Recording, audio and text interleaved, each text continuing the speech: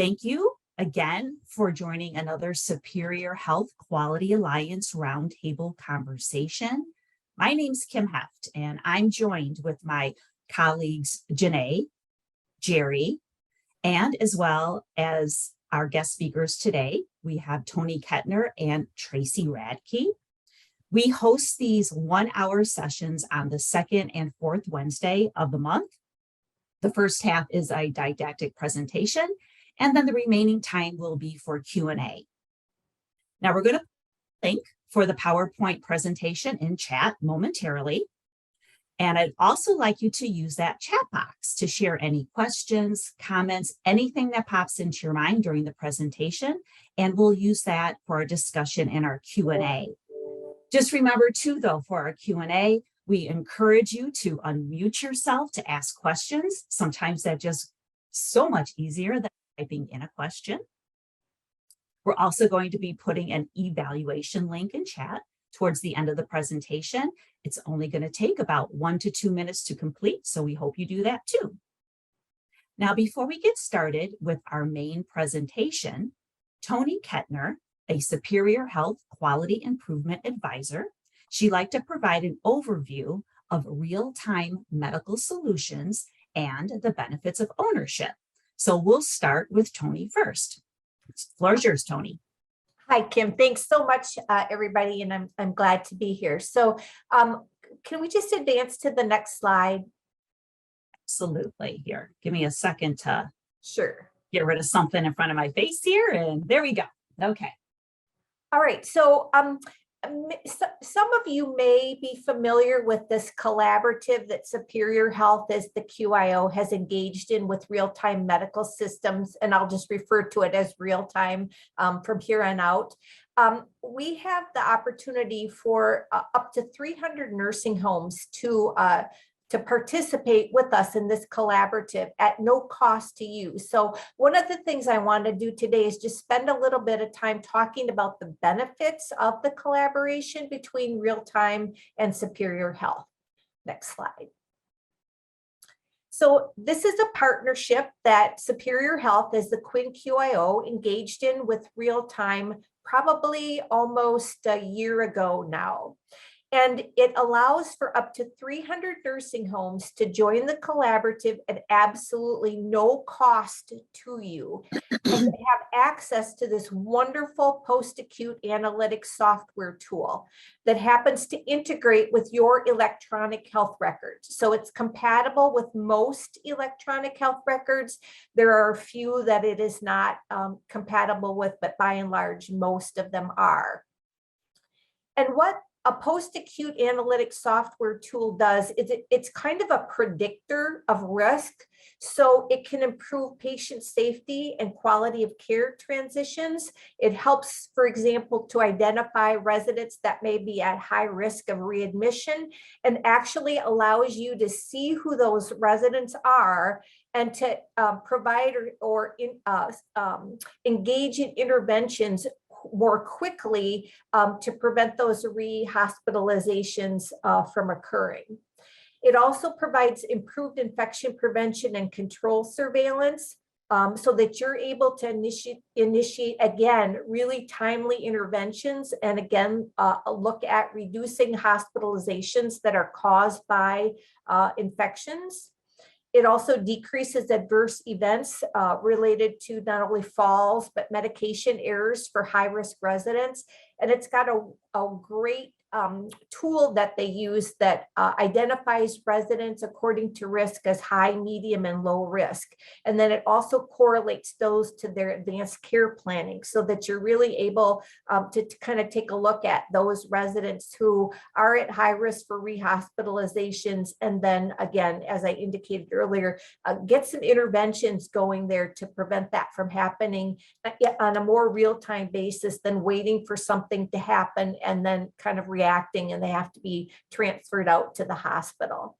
It also improves chronic disease prevention, management, and treatment. Next slide.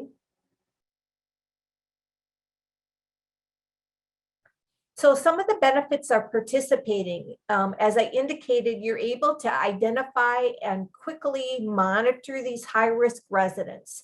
It helps to identify onsets of infection. It really automates your infection control surveillance.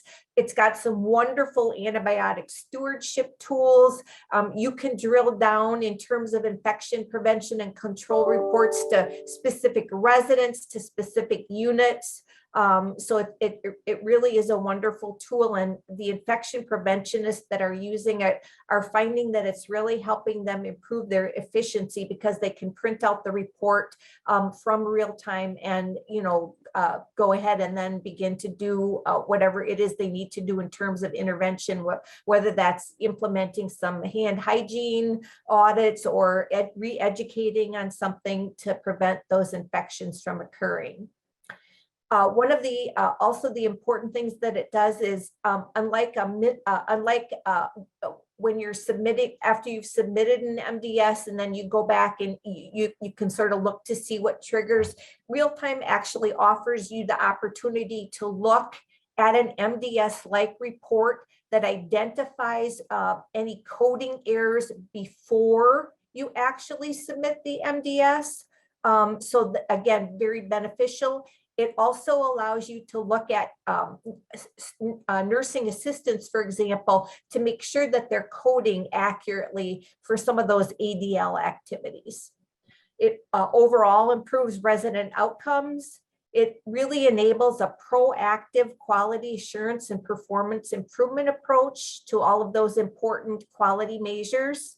And it achieves improved compliance with state and federal regulations. Next slide. So just a couple of things related to data analytics to support resident safety and quality. So you can see here that there's kind of 4 different areas I've highlighted.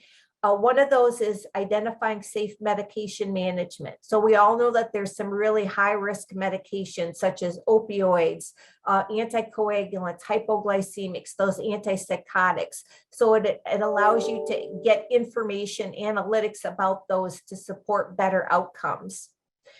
It allows for effective prevention, infection prevention, management, and surveillance. So we've talked a little bit about that. But one of the things that it does is it identifies early on individuals who maybe have Clostridium difficile. It provides surveillance logs and records, and it really allows for early methods to treat, to immunize people, and then to track those infections.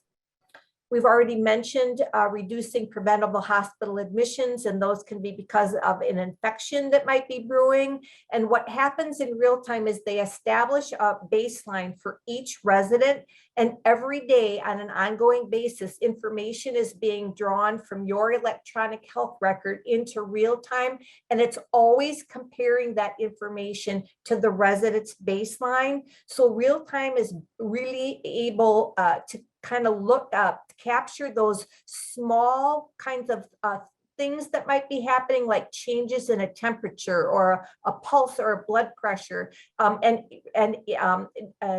identify those, and then you can see those readily. So again, it's able to detect subtle changes that you might not realize, until days have gone by, and then it's too late to intervene. And then, of course, it does impact your quality measures. And so there's immunization reports, there's lots of pain kind of control reports. You can look at who's on opioids. You can look at what their risk assessment score is. You can tie that into their advanced care planning. So it's really tying things together in a comprehensive manner for each and every resident. Next slide. And then this is just an example of the immunization surveillance report. So it tracks the admission date, the vaccine type, all kinds of information regarding each resident. What's nice about it is that, again, it's also able to track any potential vaccine side effects and to alert you of those. So again, you're able to identify those quickly and intervene as appropriate. Next slide. So if you want additional information, there's a couple of different ways to get that. I put the link in. So if you go to that first website, you're able to actually click on a link, and that will actually get you to real time, and you can request a demo there. The demos take about 30 minutes. They're very high level, but they give you a really great overview of all the important reporting, the reports, and all the benefits that that you can have from accessing real time. And then if you have additional questions that I might be able to ask, I've got my contact information there too. So again, if you have any questions, I'll just kind of be watching chat, but I think we're next up is Tracy.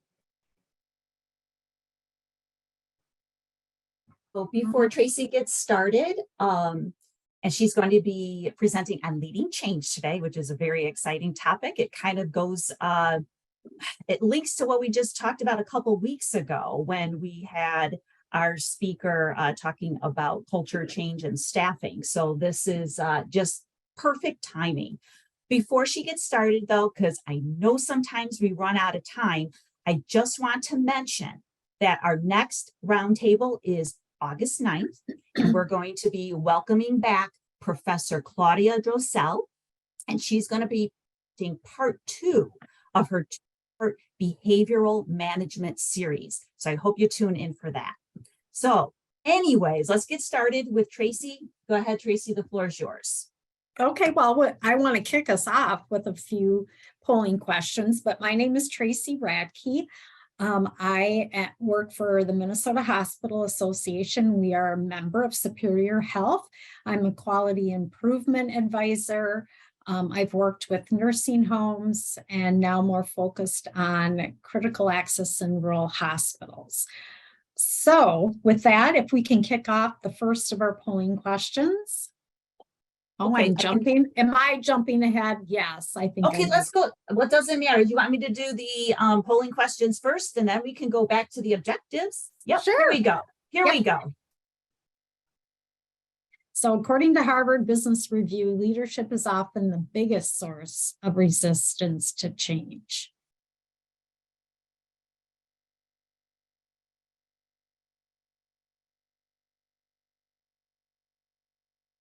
I don't, so far we've had 4 people vote. Do we know how many are on? We have about 30-ish people here today with us. Oh, well, I would hope more would jump on here. Right now, it looks like we have only 4 people that have voted. So Give them a second here. I see some messages in the chat that it disappeared, but that's fine. We can end it. Oh, that's okay. All right. So wait. Here it comes. Here we go. I knew this audience participates. See, here they are. Something was going on. Couldn't be us. No way. Yeah. Okay. All right, let's end the poll. And the majority vote, 75% said true, 25% false, and the right answer is true. If you want to, so according to Harvard, I was surprised by this. Leadership is often the biggest source of resistance. So great job answering that, because I would have probably said false. So let's go to the second polling question. And the question is, what percentage of organizational change fails? 40%. And I don't see the, there we go. What? Here it comes. Yep. So 40%, 50%, 60%, and 70%.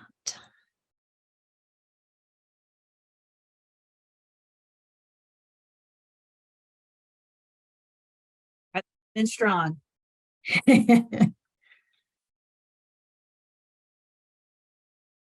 I hate multiple choice too, so if it takes you longer because of that, no worries. Okay, looks like we have a lot of respondents. Can you see Yep, the so we can results? end that poll, and the answer is D, 70%. This also was shocking to me, and I thought I knew a lot about change management. But yeah, 70%. So I put that information in there that you can read and you should have with the slide deck. Okay, third polling question is, what is information I want to hear from you? So what has been or is your organization's biggest barrier to successful change? And You know, there's just a single choice, and I'm sure there could be more, but oh, go that's with, yeah. that's okay. So No, go with what your gut tells you on what's yes, been the biggest and impact. if there's more, or maybe yours isn't in the list, feel free to put it in chat. But I don't see Yes. that poll launching. Well, it has launched. We've had Okay. a lot of answers here. Oh, good. Can Good, you good, see good. it? It's just Can me. you see I it don't, yet, but I don't Tracy? need to see it if you want to just tell me what the results are.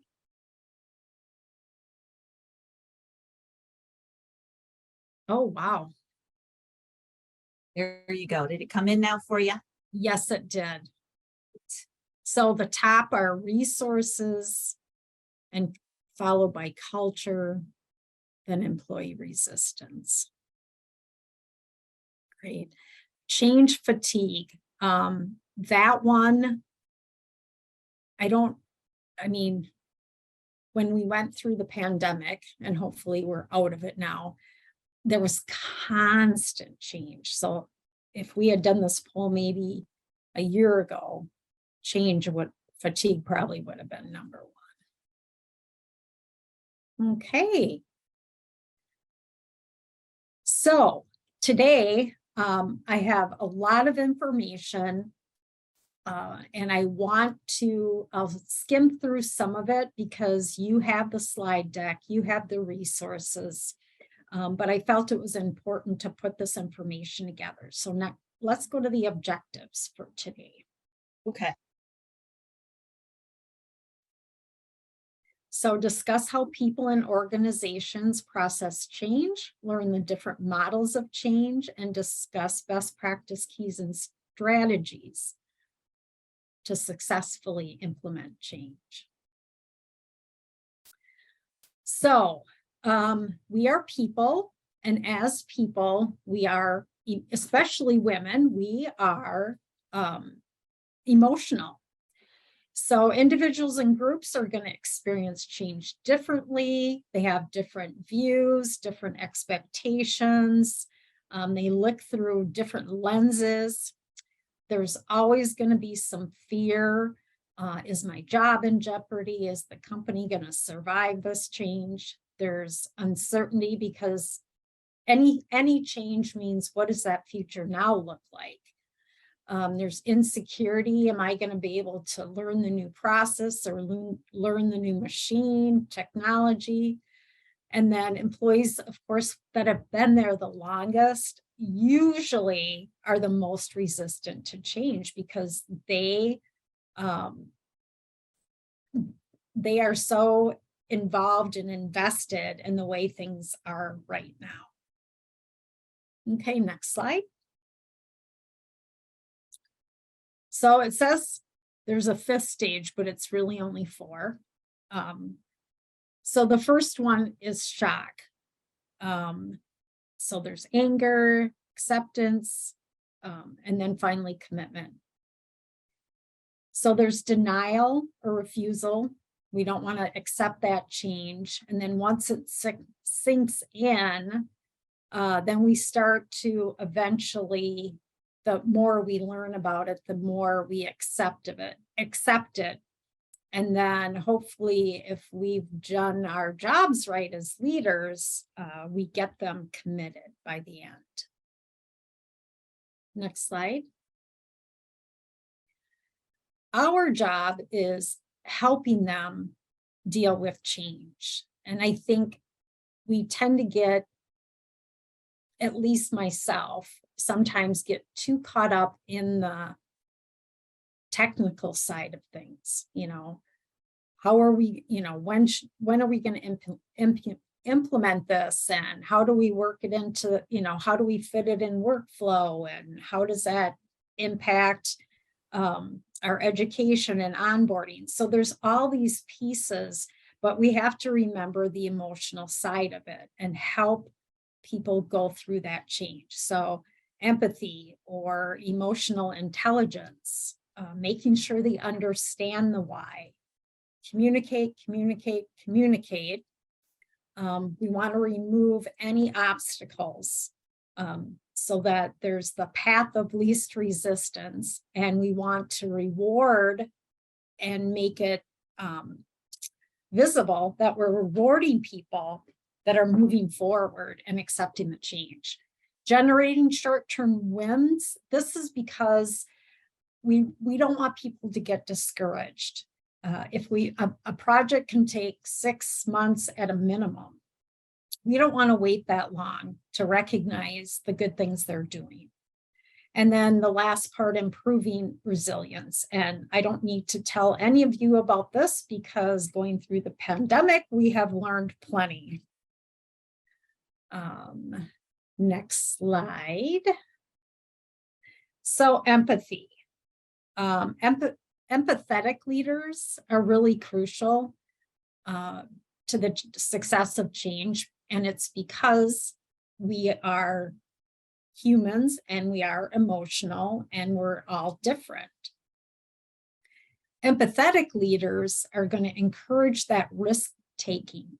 You want them to feel safe to speak up if they see something that isn't maybe working right, and to take those chances. Of course, since we want to promote and inspire confidence and optimism, we want them to trust, and this is foundational. I think this is huge, is building trust. Communicating regularly, clearly, effectively. Setting realistic expectations of how fast the change is going to go. And then, of course, recognizing and rewarding success. Next slide. So empathetic leaders, they're flexible, they're adaptable, they adjust their style according to the situation, they're compassionate. Oh, I'm sorry, I'm jumping ahead. I get too involved in the empathetic leaders. But there's just so many great qualities of an empathetic leader, and having that emotional intelligence. So it means that you understand your own emotions as well as the team's, and regulating your emotions so as to keep the ship going safely and calmly.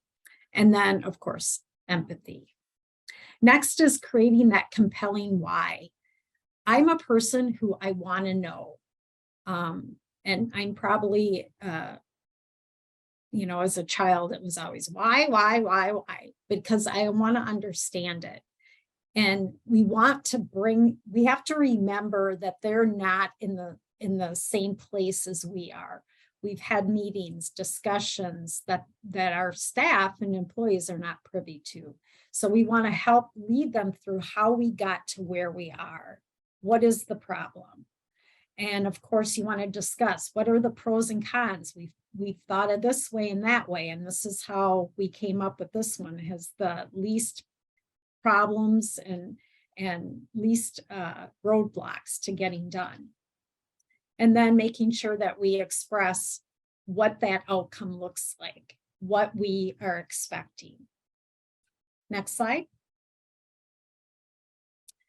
Communicate. And I think no matter what you do in leadership, it's always about the communicating consistently, making sure that your message is the same to everyone.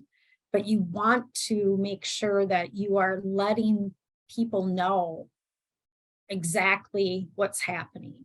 So they need to know how and how often you'll update them. And then commit to that plan, follow through, because that builds trust. You want to allocate the right people and resources. So you know who those people are that you want helping lead the charge because of how they represent the organization and the change that's being made. And they're also those change agents. Make it the top of every agenda so that it's constantly in the forefront and shown as a priority. And then proactively approach employees, not just through emails. I'm not a big fan of that. I like them for encouragement, but when we're talking about the meat of changes, then I feel it should be a little bit more formal. And I also feel it's important to do those Gamba walks, get out there and hear from them, hear if there are problems or frustrations and address those. Next slide. Removing barriers. So you want to evaluate employee readiness with like a quick assessment or self-evaluation. And I do have a link to a tool that you can use to do that.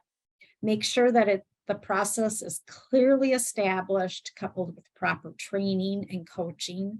You want to empower staff to contribute to the change by holding consistent team meetings or huddles to identify what they think that can be improved throughout the transition.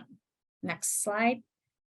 Generate the short-term wins. You need to celebrate and acknowledge the progress that's being made. If you wait until the end, people may get discouraged or feel that the work they're doing really isn't making a difference.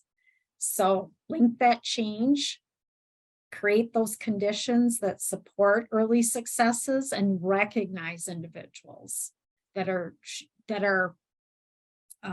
really taking charge and initiative in this change process, and then break the change into small steps. And that's how you can generate the short wins, is breaking it into steps. Next stage. Next page, slide. 3 strategies to overcome resistance.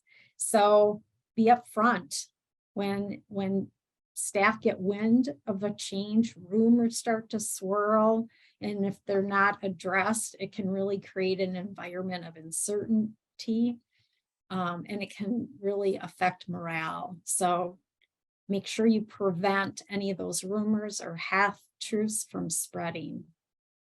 Get employee buy-in from the start. Don't just tell them why you're excited about the change. You want to show them. So you want to walk out your words because they speak louder.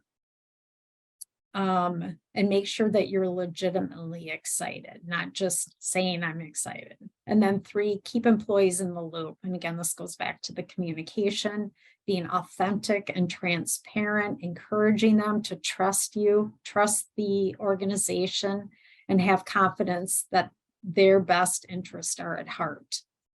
Next slide. Addressing employee resistance. So I found this model, to be honest, I wasn't aware of it until I started really doing some more research on change. And I have a link there. I don't want to get into the details of it, but it's a great tool that can help you address some of that resistance that you find in your staff. Next slide. So change models and best practices. Next slide. So I've got a few models, and it's not, how can I say it? I know it's hard sometimes when you read these and go, okay, how in the heck do I implement that? It's concepts. But if you were to follow any of them, one of the well-known, respected change models is Kotter's. He's written several books, and I have them listed in the reference section.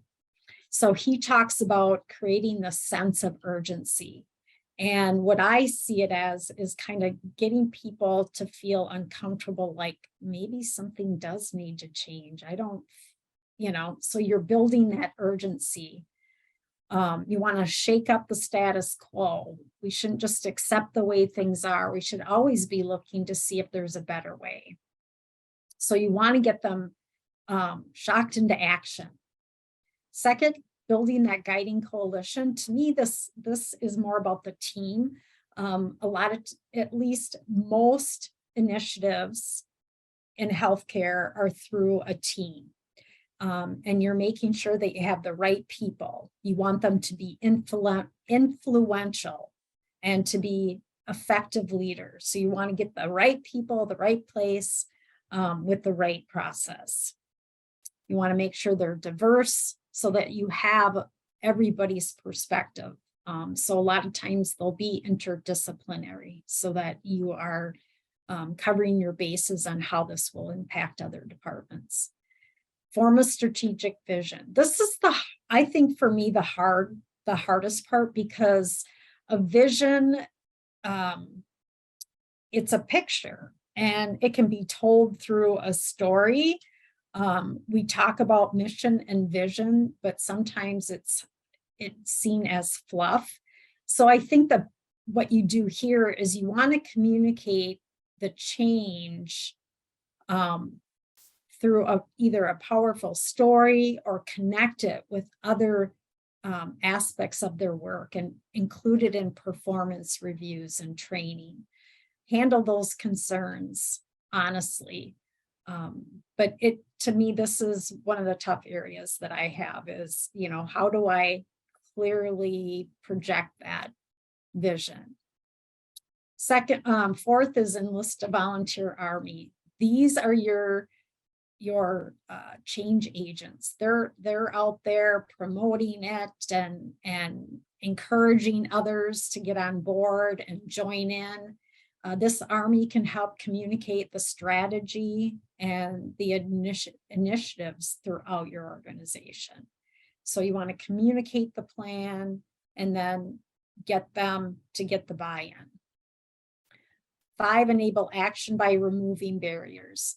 So, and this isn't barriers such as resistance. This is more barriers to the workflow isn't set up to make this successful, or we don't have the right structure, tool, whatever it is. And so it's just bogging us down. So you want to get rid of that to make it as easy as possible. And hopefully that's been determined up front through team meetings. 6 is generating the short-term wins. 7, sustain the acceleration. So you want to build up the momentum from those short-term wins. Keep that urgency going. Don't let people get complacent. And then 8th is institute the change. You want to make it stick, integrate it into your culture. Any questions on that? And you can jump in at any time. Next slide is Lewin's change model. He's focused more on the psychology of change. So his, to me, is pretty simplistic. So you want to unfreeze where they're at right now and take away those assumed beliefs, expectations, norms. You want to change that. And some people call it changing the paradigm, looking at things differently, and then remolding those beliefs and behaviors, and then freeze it. So now we're in the new state with new concepts on behavior. Next slide is Galpin's change model. So he has several steps as well. He's looking at change through the human side. And he has a book that's referenced on this slide that is a step-by-step action plan for the change process and taking advantage of the organization's greatest resource, which is the people. Next slide. Palmer's change model. So like Lewin, he's looking at the change involving movement from the current state through transition state to an improved state. His model really focuses on these 7 key areas. And the biggest difference in his model is the focus on readiness for change. So you're creating through this, the current state transitional, and then you're creating a shared need. And of course, we're shaping the vision, mobilizing commitment. So very similar to Cotter.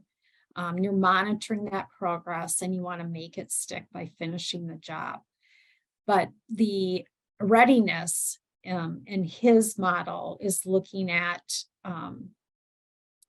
creating readiness if they're not in that place of having that shared need, having that vision. Are there problems with commitment? Is the project sustainable? Anyway, I like his model because of the readiness factor. And then next slide is McKinley's model. I'm not going to focus on this. This one is pretty well known, but it's just looking at the structure of the organization, the style, leadership, decision-making, staff, their beliefs, skills, what current competencies do we have, where are our staff up to industry standards and their knowledge and skills,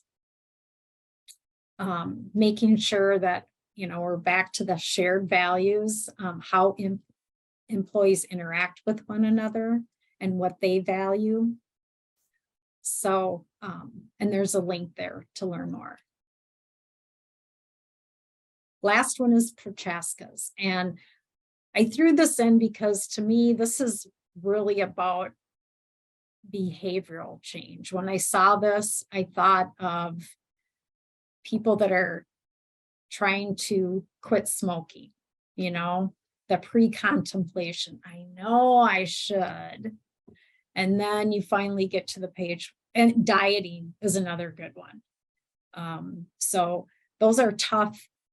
Both are tough changes to make in our personal lives. And so this is, pretty common and something that if you're worked at all in mental behavioral health, you've seen it. Next slide. So we're back to John Cotter. So he says it's a familiar scene in organizations, a new competitive threat or a big opportunity emerges. You quickly create this initiative and response. You appoint your best people to make the change happen. And it does, but not fast enough or effectively enough. Real value gets lost, and ultimately things drift back to the default status. When I read this, the first thing I thought of is you will have staff that think, oh, this is the flavor of the month. And eventually we'll just go right back to the way things were. So we'll just kind of appease them. But you got to watch out for that. Next slide. So Cotter cites common errors. And again, this allowing complacency. Oh yeah, sure, we're going to change. Again, going back to that, you don't have the guiding coalition. You don't have that team that's taking the charge. And then of course, they don't have a clear vision. They don't know what it looks like. What is it going to look like when we get there? And then, of course, we talked about the short-term wins. You do not want to declare victory too soon. And again, anchoring it in the culture. Next slide. Tips and strategies for managing change. Again, there is a link there for you to learn more about, each step, understanding the process, understanding the forces, which is also looking at, what are the pressures that are driving this? and understanding the barriers and roadblocks you might run into, creating a plan. I look at this as a charter. We want to know who needs to be at the table, what is the scope, describe the problem or the reason, the initiative, communicate, and then prepare for roadblocks. Next slide. So this is what I consider the key ingredients. I'm a huge fan and believer of the charter, because to me, this is a way that we put our vision down on paper. We're identifying who are those key stakeholders, when is the starting point? When is the ending point? Do we have a champion? Do we have a staff champion, physician champion? And that it takes a team, not a village. You can't do it on your own. So you need a team that then again, you get the army and you get the village involved. Communicate, know your culture, and finding those leverage points. What are ways that I can use some of the culture here to drive the change or accelerate it? Determining staff readiness, and that again goes back to the emotional intelligence, I believe, and just knowing, is this a good time or not? There are times when it's okay to say, you know what, we need to hold off just a little bit. Communicate again. Using the Plan, Do, Study, Act. And the last part we always forget is the celebrate. And again, communicate. So next slide. Any questions? So, you talked, at least in the beginning, it was referenced about the resources, culture. So if you have any questions on how you could address a particular barrier or resistance, you can type it in the chat, you can ask it, or maybe you want to ask the group a question on change. So how many of you are currently in the process of a change? Let's start with that.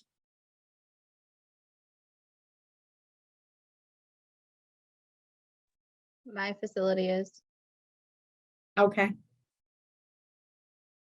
Anyone else?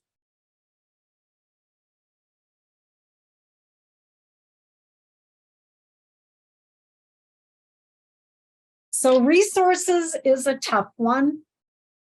And I think, especially in nursing homes, resources are a big challenge, especially if you're experiencing staff shortages.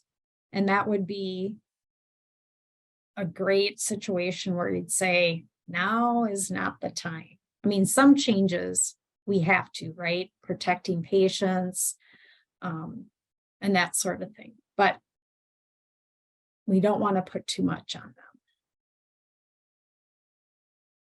Kimberly, I'm curious, what kind of change are you going through? Was it one of those areas on the polling question? Unfortunately, I did have to jump on late because we're experiencing some weather challenges today. But we're going through a restructure. Oh, okay. Those are tough. Yes. Are you using any of these particular models and tools that Tracy has presented today? We are trying to map out what the change is, anticipate, some of the feedback from staff, and kind of go from there. We are kind of in the beginning stages of just developing PDs and those changes. So we still have some time to implement. Good, good. Well, it sounds like you're on the right track though. Perfect. Mm-hmm.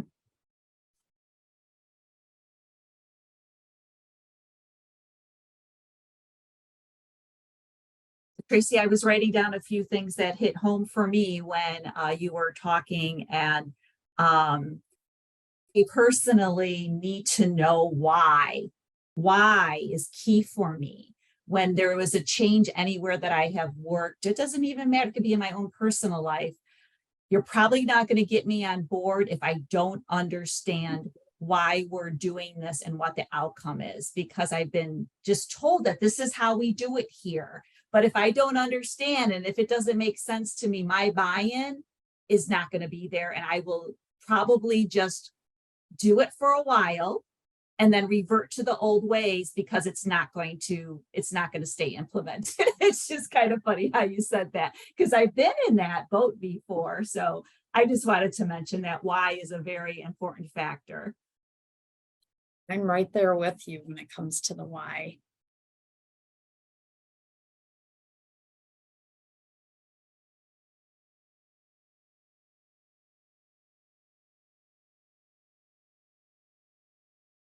Any ideas that you have that you found to be effective in going through change?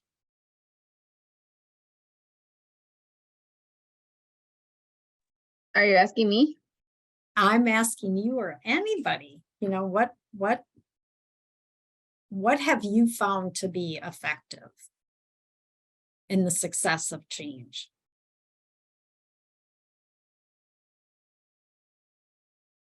Being as transparent with the why, the rationale, the plan as you can. Mm-hmm. Yep, I think being honest. I know this isn't a perfect plan, but it's the best one of all the options that are out there for us. We do need to make a change. So yeah, I agree. Anyone else? Please speak up. Your voice is more important than mine. Hey, Tracy, it's Jana. I would say, getting those frontline staff or the people that are going to experience the most with the change involved in getting buy-in. And sometimes that's going with different groups of individuals, developing small groups of, I hate to use the word allies, but allies and motivators of the change. That's your army. Yep. And developing that from the frontline force moving forward.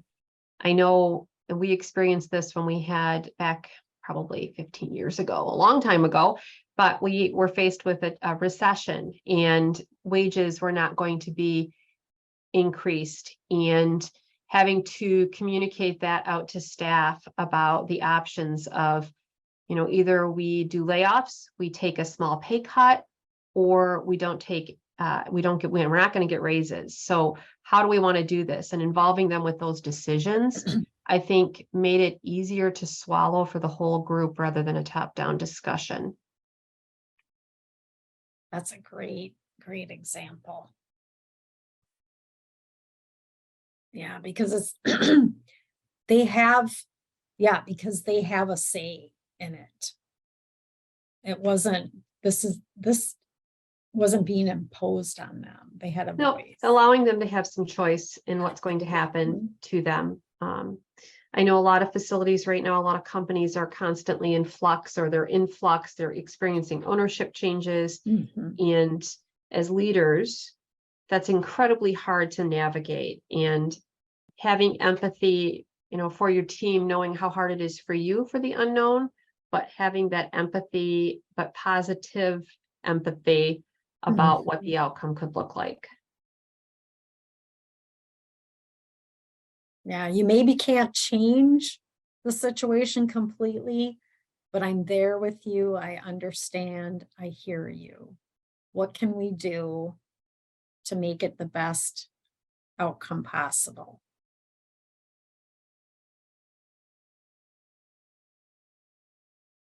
We do have a comment in here in chat from Tabitha.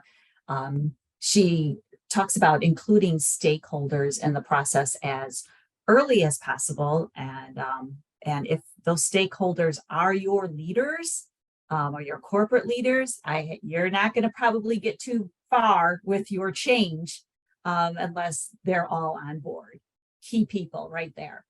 And I love the tip about displaying goals in common areas and where the team is currently at, where they're at with this goal and achieving it. Maybe that could be on some kind of a, like a thermometer or some thermometer type of, Yeah, look, visual, a a visual visual board. look or something, but I love that. I think that's Yep. a really good comment to use and to utilize. Yep. Let's go to the next couple slides. These are resources on how to plan. So I think, oh, maybe it isn't in there. Go back one slide. I think that's, Oh, okay, but hang okay. on here. Wait, maybe there's another one. Is it That's it right this here. one? Okay. Yep. Yep. All right. So this just gives you a template to use. Again, just a tool. But the next one is a charter. And I feel that if you can get to the next slide, Kim, you don't need to open it, Oh, but there yep, we go. here we go. Okay. Yep. So the charter, because this is, to me, where you start. And you're setting the scope of what you want to do, describing exactly what you're trying to accomplish. Who are those stakeholders? Who are going to be infected? Who do I need in my corner for this project? And then you determine the scope by, what are your objectives and, thinking ahead to how am I going to know that we've made the right change? What will it look like? Determining what the possible barriers could be. And the milestones could be those short-term wins. What is your communication strategy? But even better yet, what is your communication plan? Even having, I know it sounds silly, but really having a well thought out method and strategy for communicating. And then who are those right people to have at the table? And champions. Do we need a physician champion? Do we need a frontline champion? Who are those key players? Oh, it looks like Tabitha put in there, I love using the charter for later reference as well. Sometimes teams lose sight of what the objectives are as they get into the details of the project. Yep. It's easy to go off in tangents and you forget what were we doing anyway? What was our main goal Exactly. here? Now, what are we Yes. trying?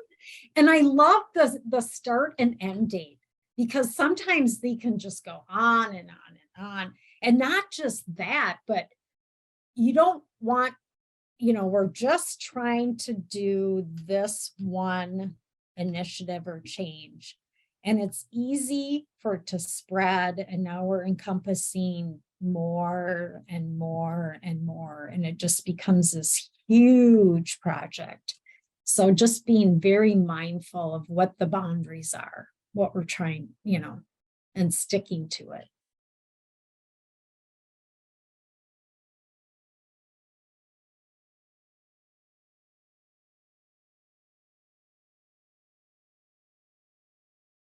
So what book is this one, Tabitha? It's called The Four Disciplines. Is that the book? Yep. Can you hear me? Okay. Yep, I can. Okay. So this is a very valuable book, and it talks a lot about the things that you reference as well, for as far as tools and things go for creating change and developing goals and doing improvement in organizations. And it just has a wealth of information. So if anybody's interested in learning more about this, I thought it was an interesting read, but there is an audio book too for people that want to have that easy listening while you're exercising or something. But yeah, it's just, I read it last year and it's Okay. very, very helpful. So recommend it to anybody that's passionate about improvement or wants to learn more.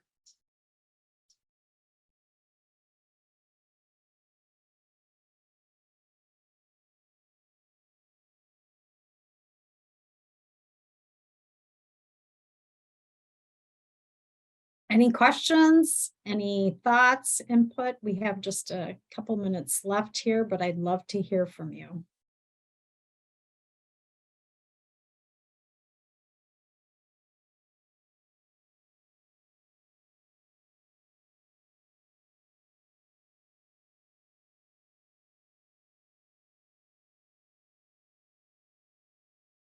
All right, I'm going to pass it off to you, Kim.